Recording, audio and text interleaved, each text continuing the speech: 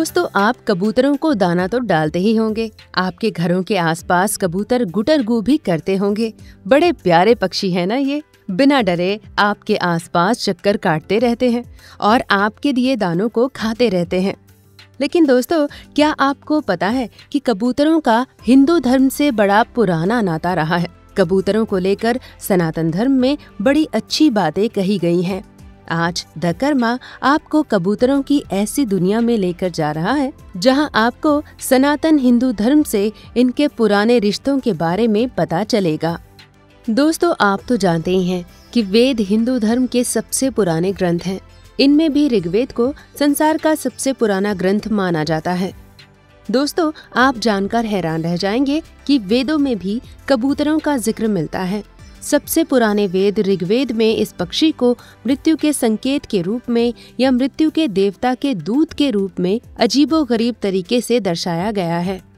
और ऋग्वेद में ही दूसरी जगहों पर एक अन्य छवि के साथ प्रस्तुत किया जाता है, जहां पर कबूतर को प्रेम पूर्ण स्वभाव वाला बताया गया है।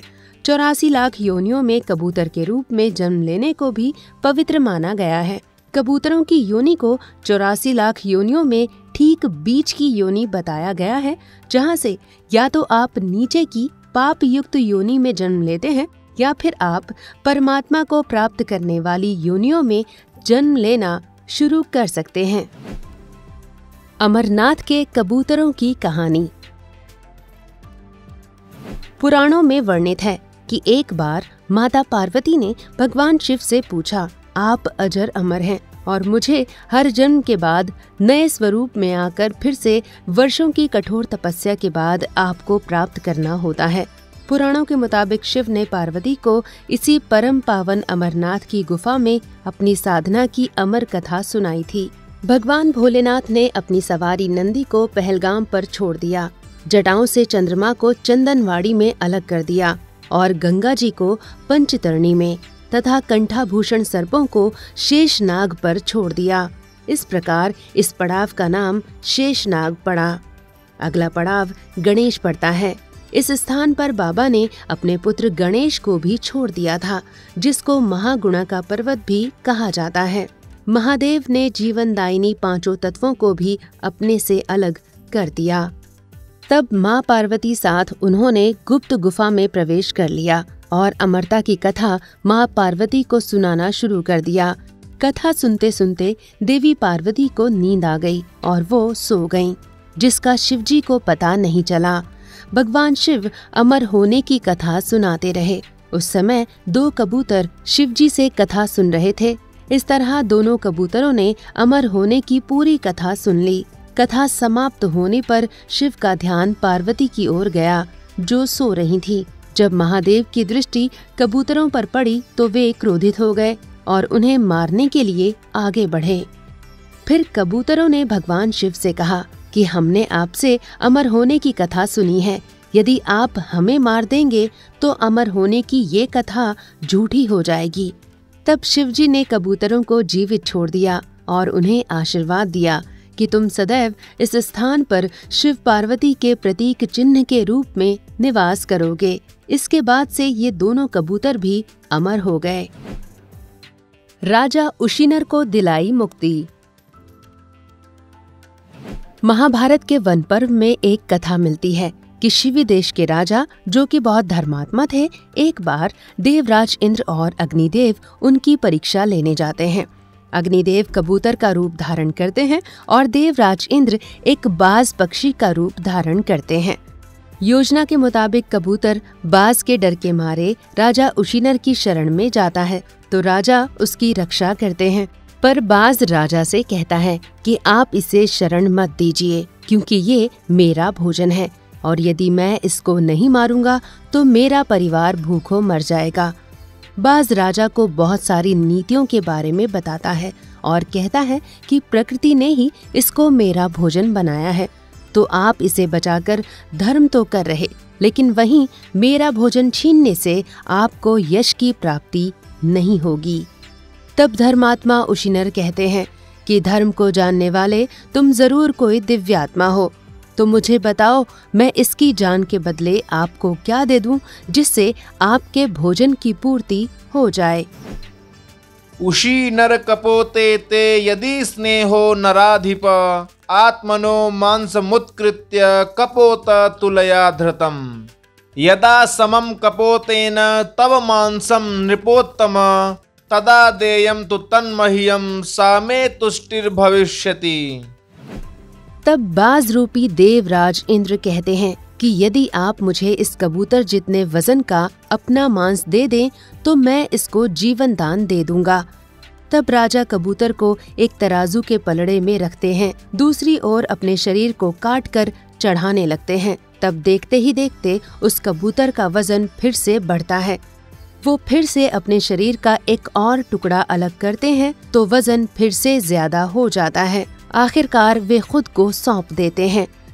तब देवराज अपने स्वरूप में आकर उनको दर्शन देते हैं। इसके बाद देवराज इंद्र राजा को अपना परिचय देते हैं कि मैं देवराज इंद्र हूँ और ये कबूतर अग्निदेव हैं। तब राजा के भक्ति भाव से देवराज इंद्र बहुत प्रसन्न होते हैं। देवराज इंद्र राजा को कहते हैं कि आपने जो अपना मांस काट कर चढ़ाया है उससे आपकी कीर्ति सदा बनी रहेगी। ऐसा कहकर देवराज इंद्र अपने लोक को चले जाते हैं तथा राजा उशिनर भी अपने पुण्य कर्मों के द्वारा स्वर्ग को प्राप्त कर लेते हैं। कामदेव की पत्नी भी करती है कबूतर की सवारी। शास्त्रों के अनुसार कबूतर को रति देवी का वाहन माना गया है। देवी रति को सौंदर्य की देवी और गंधर्व की पुत्री के रूप में वर्णित किया गया है। देवी रति प्रेम के देवता कामदेव की पत्नी है। कबूतरों को हमेशा से ही शांति और प्रेम का प्रतीक माना गया है। कबूतरों ने दिया आतिथ्य सत्कार का ज्ञान। महाभारत के शांति पर्व में एक कथा का वर्णन मिलता है। एक बार एक बहेलिया कबूतरी को पकड़ लेता है। कबूतरी को पकड़ने के बाद जब रात हो जाती है तो बहेलिया उसी पेड़ के नीचे शरण लेता है जहां उस कबूतरी का पूरा परिवार निवास करता था। रात को जब कबूतरी का परिवार उसको याद करता है तो वो कहती है कि मैं इस बहेलिये की कैद में हूँ, लेकिन ये बहेलिया पहली बार तुम्हारे पास आया है तो इस अतिथि का सत्कार करो। तो कबूतरी के कहने पर उसका पति कबूतर उस बहेलिये के पास आता है और पूछता है कि बताइए हम आपका क्या सत्कार करें। बहेलिया कहता है कि मुझे बुखार हो गया है और मुझे ठंड लग रही है, इसलिए मेरे लिए कहीं से आग की व्यवस्था कर दो। कबूतर उस बहेलिये के लिए तिनके इकट्ठे करता है और आग जलाता है। इसके बाद बहेलिया कहता है कि मुझे बहुत जोरों की भूख लगी है, इसलिए कहीं से खाने का इंतजाम भी कर दो। बहेलिया कबूतर से ये भी कहता है कि मुझे मांस खिलाओ। तब कबूतर कहता है कि मैं तुम्हारे लिए मांस का प्रबंध भी करता हूँ। इसके बाद कबूतर खुद को आग के हवाले कर देता है ताकि उसका मांस खाकर अतिथि बहेलिया तृप्त हो जाए। ये देख कबूतरी भी अपने प्राण त्याग देती है। अतिथि सत्कार करने की वजह से कबूतर और कबूतरी दोनों को ही दिव्य लोकों की प्राप्ति होती है और बहेलिया भी अफसोस करता रह जाता है। अब बात करते हैं कि कबूतरों को सनातन धर्म में शुभ माना जाता है या अशुभ। तो दोस्तों, सनातन धर्म या ग्रंथों में कबूतर अचानक किसी असामान्य स्थान पर प्रकट हो जाए तो इसे अपशगुन माना जाता है।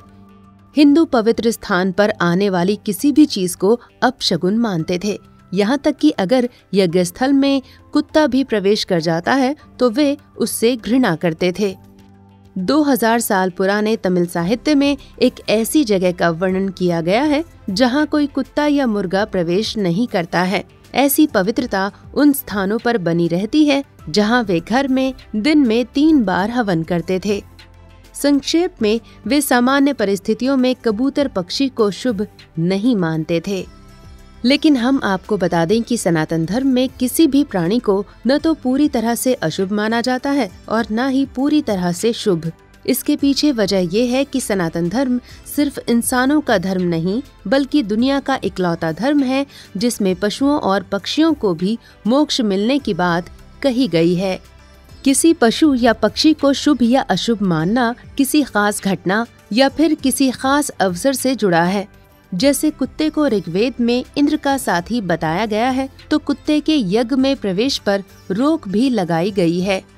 कबूतर को मृत्यु का संदेश वाहक बताया गया है, तो कबूतर को शांति का प्रतीक भी माना गया है। दोस्तों, अगर आपको ये वीडियो पसंद आता है तो आपसे निवेदन है कि लाइक का बटन दबाना न भूलें, और अगर आपको हमारे चैनल द कर्मा के जरिए सनातन धर्म की अनोखी दुनिया देखनी है तो कृपया हमारे चैनल द कर्मा को सब्सक्राइब जरूर कीजिए। धन्यवाद।